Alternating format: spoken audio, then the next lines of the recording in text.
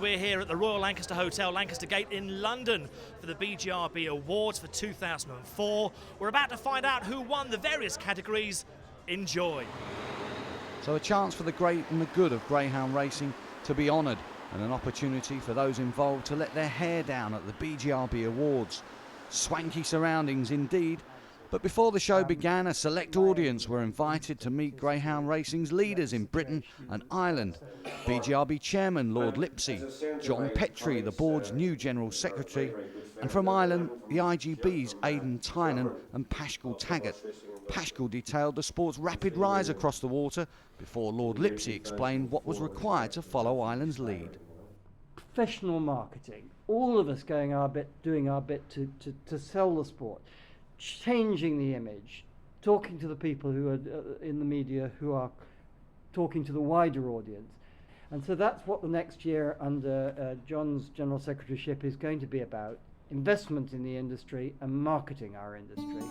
Always a glamorous occasion, the switch to a London venue for the Bgrb Awards seemed to put a spring in everyone's step. Drinks beforehand had greyhound racing's hierarchy mixing with its rising stars before the serious business of the awards began. Familiar faces wherever you turn. These two you might just recognise. Before it was time to head inside for dinner at what was a sellout black tie only function. Fed and watered, it was time for our hosts, Nick Millard and Darryl Williams, with a little help from our own Errol Blythe, to reveal all the winners.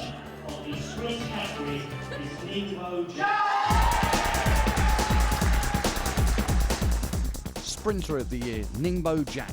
Brilliant when winning the laurels, but who proved himself the country's best two-bender in the national sprint at Nottingham. All smiles at the presentation and high praise from his trainer, Charlie Lister. Yeah, I think he deserved to win the sprint. Top class sprinter. I think he'll make a top class four-bend dog, you know. I think he'll be a dog for the Derby. And he won the laurels, so just hope he's going to carry on as he did last year. Standard distance dog of the year, Fire Height Dan. A big runner for the top honour, his connections had a taste of the limelight early in the evening.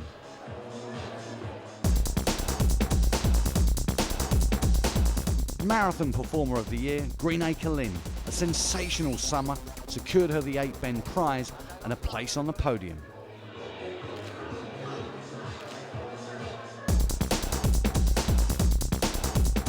Stayer of the Year, Rock's Home Girl. Back-to-back St Ledger and Gold Collar titles thrilled her first season trainer Hayley Keatley and her husband Mark. This year's been tremendous for the kennel, and I think we'd have to say that out of all the dogs we've got in the kennel, Rock's Home Girl certainly put the kennel on the map. As regards to being the best stayer of the year, without being biased, I think she's done everything she can. She's not run for the whole of the season, but what she has done in the latter part of the season, from a bias point of view, I have to say that I think it's fully deserved.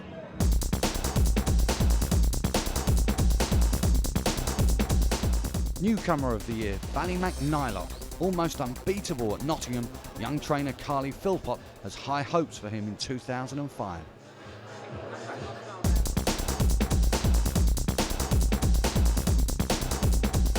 Hurdler of the year, Four-Handed. The Grand National Champion was handled brilliantly by his trainer Jim Reynolds. Done everything right, looked impressive, was favourite and was a good favourite. My heart was my mouth, even watching the race again tonight. The last hurdle was horrendous. It must have been the worst hurdle that he actually jumped in the full of his career, and everybody keeps showing it all the time. But well pleased with him.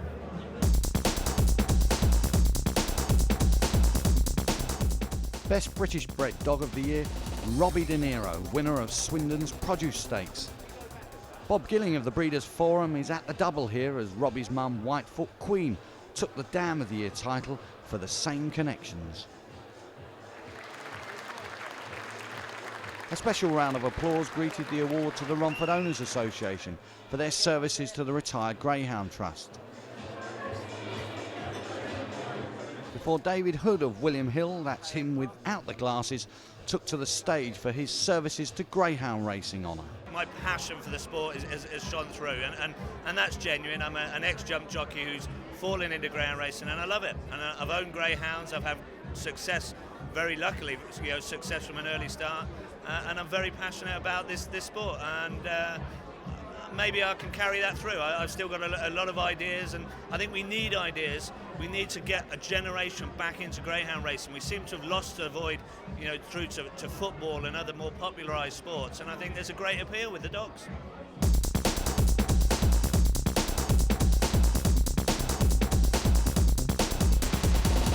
As for the trainer's title, it was a second successive win for Charlie Lister and his all-conquering kennel of dogs. He's very proud of his team's achievements. Yeah, it's been a good year for me. We kind of set up, steady at the beginning of the year, which I always do, and then we've just kept going, and we've not really pushed it, but we've been lucky enough to win, a few good races. We've had 1 or 2 good dogs. I've got 1 or 2 good owners, and that helps a lot.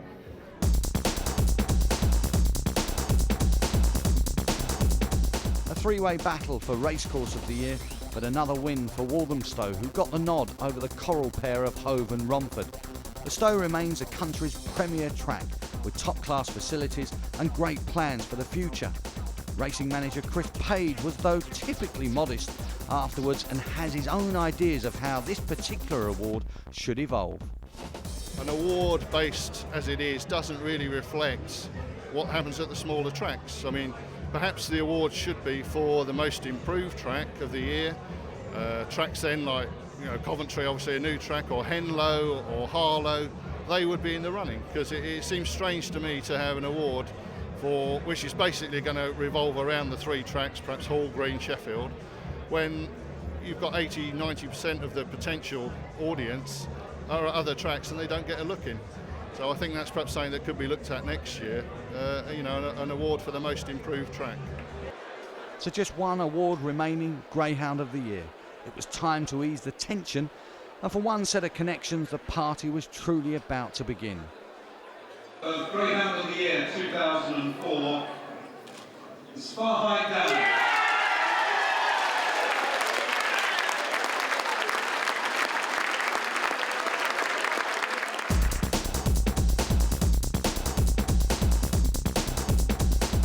2004 was a fantastic year for Mick Hughes' dog. Owned by Rob Kisby and Peter Piggott, he racked up a number of big race wins, as well as reaching the Derby final. Campaigned brilliantly by Walthamstow trainer Pusey, winning Greyhound of the Year was his greatest triumph, he said. His owners enjoyed every minute. Oh, absolutely delighted. As I said, it's the ultimate prize. It really is.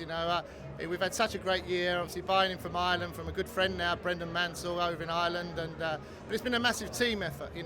We bought the dog from Mick and Sue way back, and it's been a massive lift to the whole kennel. And now his kennel's really flying. He's got a lot of nice dogs, but that was all due to Dan, to be honest. Yeah, definitely. But he's really, as I say, to carry on the momentum he picked up from way back in January now, and it's been really excellent to see him fulfil his, true potential. Really has been, and to win 7 of his last 8, including 3 big invitation races at Walthamstow. So he went back to where he started. That was great because he had such a following, of all the people, and so to win the Injured Jockeys invitation as well as Grand Prix, and then into the actual Victor Chandler one as well, the actual Victor Chandler invitation. So it's been a great year. A superb night at a great location and well organised. The Bgrb Awards were the talk of the town in greyhound racing. Roll on next year.